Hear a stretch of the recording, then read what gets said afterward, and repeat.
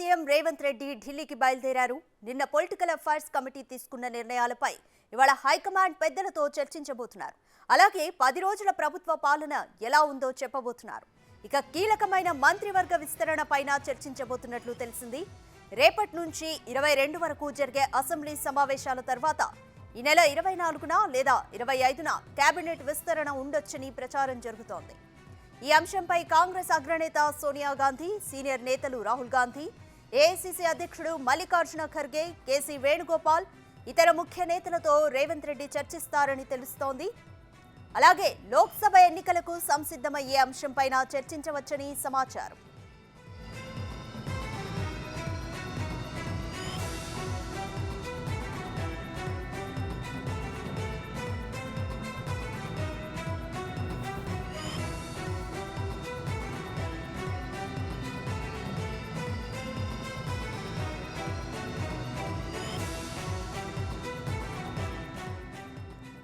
ప్రధానంగా 6 మంత్రి పదవుల పంపకంపై చర్చ సాగనుందని తెలుస్తోంది. అలాగే నామినేటెడ్ పదవుల భర్తీ అంశంపైన చర్చిస్తారని టాక్ వినిపిస్తోంది. ప్రస్తుతం రేవంత్ రెడ్డి మంత్రి మండలిలో 11 మంది మంత్రులున్నారు. మిగతా మంత్రి పదవులు ఎవరెవరికి అనేది ఢిల్లీ పెద్దలు తేల్చాల్సి ఉంది. అన్ని ముఖ్య అంశాలపై ఇవాళ క్లారిటీ తీసుకుని ఇవాళ రాత్రికి తిరిగి హైదరాబాద్ రానున్నారు సీఎం రేవంత్ రెడ్డి.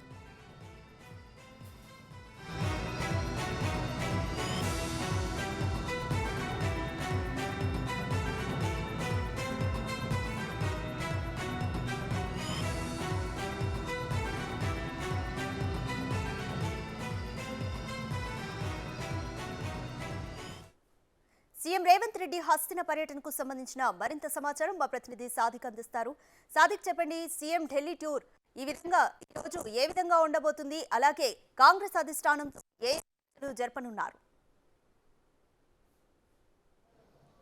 రాధిక, ముఖ్యమంత్రి రేవంత్ రెడ్డి శంషాబాద్ ఎయిర్పోర్ట్ నుండి ఢిల్లీకి బయలుదేరి వెళ్లడం జరిగింది. ప్రధానంగా 4 అంశాలపైన ఢిల్లీ హైకమాండ్ పెద్దలతో ఆయన సమాలోచన చర్చలు జరిపేయడానికి ఆస్కారం కూడా పార్టీ వర్గాలు చెప్తున్నాయి. ప్రధానంగా చూసినట్టయితే నిన్న పిఎస్సి సమావేశంలో తీసుకున్నటువంటి తీర్మానాలకు సంబంధించిన దానిపైన ఏఐసీసీ అధ్యక్షులు మల్లికార్జున ఖర్గే, అదేవిధంగా సోనియా గాంధీకి ఇవ్వనున్నారు. ప్రధానంగా ఈసారి పార్లమెంటు ఎన్నికల్లో నల్గొండ కానీ ఖమ్మం సంబంధించినటువంటి పార్లమెంటు నియోజకవర్గాల్లో సోనియా గాంధీ పోటీ చేయాలని కూడా ఒక తీర్మానం చేశారు. ఆ తీర్మాన కాపీని అటు మల్లికార్జున ఖర్గేకు, అదేవిధంగా సోనియా గాంధీకి ఇవ్వనున్నారు. వారిని రిక్వెస్ట్ చేయబోతున్నారు. ఎందుకంటే తెలంగాణ నుండి ఆమె పార్టీ లోక్సభ నుంచి ప్రాతినిధ్యం వహించాలని కూడా వాళ్ళు రిక్వెస్ట్ చేయబోతున్నారు ముఖ్యమంత్రి రేవంత్ రెడ్డి. ప్రధానంగా చూసినట్టయితే మనకు తెలంగాణ ఇచ్చిన తల్లి సోనియా గాంధీ కనుక డెఫినెట్గా ఆ తరహా సంబంధించినటువంటి సెంటిమెంట్ ఇక్కడ ఎక్కువగా ఉంది. సో అంతేకాకుండా ప్రజల యొక్క భావోద్వేగాలు ఉన్న నేపథ్యంలో డెఫినెట్గా భారీ మెజార్టీతో గెలవడానికి ఆస్కారం ఉంటుందన్న విషయాన్ని కూడా మరోసారి కూడా సోనియా గాంధీకి వివరించబోతున్నారు ముఖ్యమంత్రి రేవంత్ రెడ్డి. అంతేకాకుండా నల్గొండ జిల్లాలో మొత్తం 12 స్థానాలు గాను 11 కూడా కాంగ్రెస్ పార్టీకి గెలుచుకున్న నేపథ్యం ఉంది. అదేవిధంగా ఖమ్మంలో కూడా 10 స్థానాలు గాను 9 స్థానాలు కూడా గెలుచుకున్న పరిస్థితి ఉంది. సో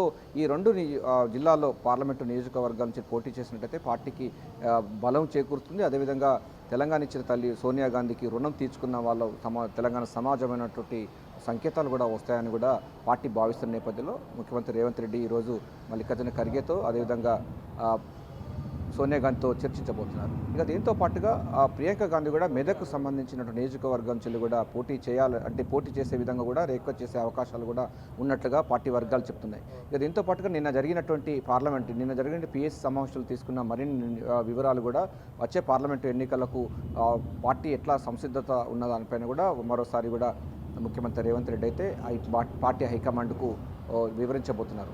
ఈ యొక్క పర్యటనలో భాగంగా అటు మల్లికార్జున ఖర్గే, సోనియా గాంధీ, ప్రియాంక గాంధీ, రాహుల్ గాంధీ, అదేవిధంగా ఏఐసీసీ జనరల్ సెక్రటరీ కేసీ వేణుగోపాల్తో కూడా ముఖ్యమంత్రి రేవంత్ రెడ్డి అయితే భేటీ అయ్యే అవకాశం ఉంది.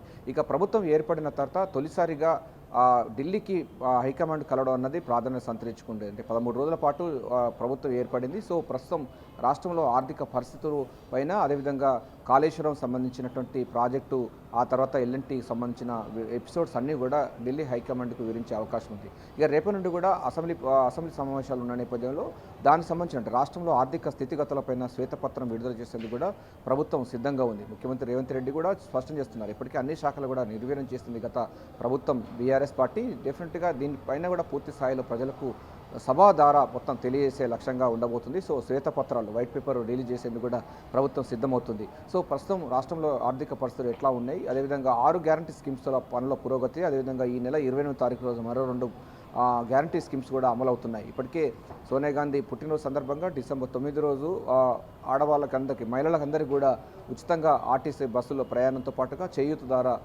10 లక్షలకు సంబంధించినటువంటి ఆరోగ్యశ్రీకి సంబంధించిన పథకం కూడా అమల్లోకి వచ్చింది. ఇక మిగతా సంబంధించినటువంటి 6 గ్యారంటీ స్కీమ్స్ల యొక్క ఆవశ్యకత, దాని యొక్క విధి విధానాలు రూపకల్పన కూడా చేసే పనిలో కూడా పార్టీ అదేవిధంగా ప్రభుత్వం పడినట్టుగా స్పష్టంగా అర్థమవుతుంది. సో ఏదైనప్పటికీ రాధిక ముఖ్యమంత్రిగా ప్రమాణ స్వీకారం చేసిన తర్వాత, కొత్త ప్రభుత్వం ఏర్పడిన తర్వాత మొదటిసారిగా ఢిల్లీకి వెళ్ళి ఢిల్లీ హైకమాండ్కు నిన్న జరిగినటువంటి పిఎస్సి సమావేశంలో తీసుకున్న నిర్ణయాలు, అదేవిధంగా ఈసారి పార్లమెంట్లో సంబంధించిన ఎన్నికల్లో సోనియా గాంధీ నల్గొండ కానీ లేకపోతే ఖమ్మం పార్లమెంటు నియోజకవర్గాల నుండి అక్కడ నుండి నిలబడాలని కూడా రిక్వెస్ట్ చేయబోతున్నారు రాధిక. రైట్ సాదిక్, కేబినెట్ విస్తరణకి సంబంధించి ఈ రోజే క్లారిటీ వస్తుందని అనుకోవచ్చా? అలాగే లోక్సభ ఎన్నికలకి సంసిద్ధం అయ్యే విషయం పైన కూడా ఏ విధంగా చర్చించబోతున్నారు అనుకోవచ్చు? Yes, exactly Radhika. ఎందుకంటే ప్రభుత్వం ఏర్పడిన తర్వాత నామినేట్ పదవులు కూడా ఇస్తామని కూడా గతంలో పార్టీ కూడా చెప్పింది. సో ప్రభుత్వం అంటే చాలామంది ఆశావాహులు అసెంబ్లీ స్థానాల కోసం అసెంబ్లీలో పోటీ చేసేందుకు వాళ్ళందరూ కూడా సిద్ధమయ్యారు. కానీ కొంతమందికి అవకాశాలు వచ్చాయి. సో ఓడిపోయిన వాళ్ళు ఉన్నారు, దానిలో ఆ సీట్ల కోసం ఆశపడిన వాళ్ళు ఉన్నారు. వాళ్ళందరికీ కూడా ఆశ వాళ్ళకు కూడా పూర్తి స్థాయిలో కూడా కార్పొరేషన్ పదవులు ఇవ్వాలి. తద్వారా పార్టీ మరింత స్ట్రెంథన్ అవుతుంది. అంతేవిధంగా పార్టీని మరింత బలోపేతం చేసేందుకు గాను మరి అదేవిధంగా పార్లమెంటు ఎన్నికల్లో కూడా వారి సేవలు కూడా అవసరం పడతాయనేటువంటి అంశంపైన కూడా ఢిల్లీ హైకమాండ్ పెద్దలతో నామినేట్ పదవుల విషయంపై కూడా చర్చించే అవకాశం ఉంది. ఇది ఒక క్లారిటీ కూడా వచ్చే అవకాశం ఉంది. ఇక దీంతో పాటుగా మనకు హైదరాబాదు, నిజామాబాదు, రంగారెడ్డి ఈ 3 జిల్లాలకు సంబంధించినటువంటి అక్కడ ప్రాతినిధ్యం మంత్రులు ఎవరు లేరు. సో ఇంకొక 6గురికి కూడా మంత్రివర్గంలో చోటు కల్పించే విధంగా కూడా ప్రభుత్వం అయితే ప్లాన్ చేస్తుంది. ఇప్పటికీ మొత్తం 12 మంది మాత్రమే, ముఖ్యమంత్రితో సహా 11 మంది మంత్రులు మాత్రమే ప్రమాణ స్వీకారం చేశారు. వాళ్ళందరూ కూడా వాళ్ళ బాధ్యతలు నిర్వహిస్తున్నారు. మరో 6 కూడా ఉండదు. మొత్తం 18 మంత్రి పదవులకు గాను మొత్తం ఇప్పుడైతే మనకు 12 అయింది. ఇంకా మిగతా సంబంధించిన 6 సంబంధించినటువంటి మంత్రివర్గ విస్తరణ పైన ఎవరికి ఇవ్వాలి, తద్వారా వారిని మళ్ళీ ఇంకా అంటే ఎవరికి ఇవ్వాలి, ఉన్న వాళ్ళకి ఇవ్వాలా లేకపోతే ఓడిపోయిన వారికి ఇచ్చి ఆ తర్వాత ఎమ్మెల్సీ సంబంధించిన స్థానాలకు ఆ తర్వాత వారిని అకామిడేట్ చేయాలన్న దానిపైన కూడా చర్చించే అవకాశం ఉంది. పార్టీ బలోపేతం అంటే పార్లమెంటు ఎన్నికలే లక్ష్యంగా అటు పార్టీ అదేవిధంగా ప్రభుత్వం 2 కూడా సమపాలలో ప్రజల్లోకి విస్తృతంగా తీసుకువెళ్ళే లక్ష్యంగా ముఖ్యమంత్రి రేవంత్ రెడ్డి అయితే ప్లాన్ చేశారు. అందులో భాగంగా నిన్న జరిగినటువంటి పిఎస్సి సమావేశంలో తీసుకున్న నిర్ణయాలు, అదేవిధంగా దానికి సంబంధించిన తీర్మానాలన్నీ కూడా ఏఐసీసీ అధ్యక్షుడు మల్లికార్జున ఖర్గేకి ఇస్తారు, అదేవిధంగా సోనియా గాంధీకి ఇస్తారు.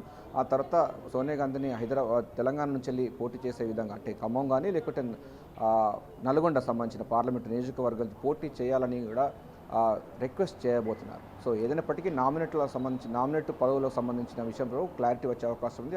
అదే అంతేకాకుండా ఎమ్మెల్సీ సంబంధించినటువంటి అంశాలపైన కూడా చర్చించే అవకాశం ఉంది. ఈ అనేక అంశాలపైన కూడా ఉండబోతుంది. అంటే ప్రభుత్వం ఏర్పడి 13 రోజులు అవుతున్న నేపథ్యంలో మొత్తం రాష్ట్రంలో ప్రభుత్వ పాలన కానీ లేకపోతే ప్రభుత్వ సంక్షేమ పథకాలు కానీ ఇప్పటివరకు కొన్ని శాఖల్లో జరిగినటువంటి విధ్వంసం పైన కూడా ముఖ్యమంత్రి రేవంత్ రెడ్డి అయితే హైకమాండ్కు వివరించే ప్రయత్నం చేయబోతున్నట్టుగా తెలుస్తోంది రాధిక.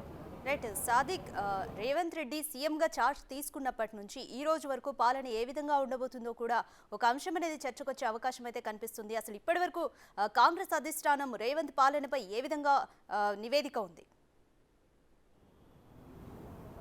ఎస్ రాధిక, ఇప్పటికంటే సంక్షేమం, అభివృద్ధి ఈ 2 అంశాలపైన కాంగ్రెస్ పార్టీ మొదటి నుంచే చెప్తుంది. అభయహస్తం మేనిఫెస్టో కూడా అదే స్పష్టం చేసింది. అంతేకాకుండా గవర్నర్ స్పీచ్ కూడా అసెంబ్లీలో కూడా అదే స్పష్టం చేసింది. ధర్మిల ప్రభుత్వం సంబంధించిన దాంట్లో సంక్షేమం, అభివృద్ధి 2 కూడా సమపాలలో తీసుకొచ్చి ప్రజలకు సుపరిపాలన ఇచ్చే లక్ష్యంగా కాంగ్రెస్ పార్టీ ముందుకు పోతుందని కూడా తమ మేనిఫెస్టోలో చెప్పింది. అదే తరహా సంబంధించినటువంటి విధానాలు కూడా రూపకల్పన చేస్తున్నారు ముఖ్యమంత్రి రేవంత్ రెడ్డి. ఇందులో భాగంగా చాలా శాఖలపైన కూడా రివ్యూ సమావేశాలు ఏర్పాటు చేయడం వల్ల చాలా సంబంధించిన శాఖల్లో చాలా సమస్యలు ఉన్నాయి. ఆ సమస్యలన్నింటినీ కూడా గుదిబండలాగా మారాయి. గత ప్రభుత్వం బీఆర్ఎస్ పార్టీ కేసీఆర్ చేసిన నిర్వాహకం వల్ల చాలా శాఖలన్నీ కూడా నిర్వీర్యమైపోయి అప్పుల కుప్పలుగా మారిపోయినాయి. విద్యుత్ శాఖ కానీ అదేవిధంగా పౌర సరఫరాల శాఖ కానీ ఇతరత్ర శాఖలలో మొత్తం కూడా అటు ఎకానమీకి సంబంధించిన పూర్తిగా దెబ్బతింది. దీన్ని గాడిలో పెట్టంటే ఎలా అన్నదానిపైన కూడా సమాలోచన చేసే అవకాశం ఉంది. అందుకోసమే వైట్ పేపర్ రిలీజ్ చేసే అవకాశం ఉంది. అన్ని శాఖలపైన రాష్ట్ర ఆర్థిక స్థితిగతులపైన రాష్ట్రంలో ప్రస్తుతం మిగులు రాష్ట్రంగా ఉన్నటువంటి రాష్ట్రాన్ని అంటే Congress party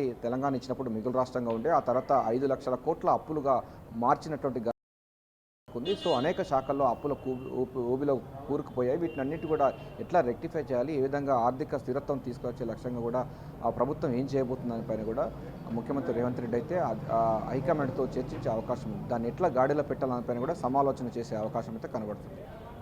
right, thank you Sadiq.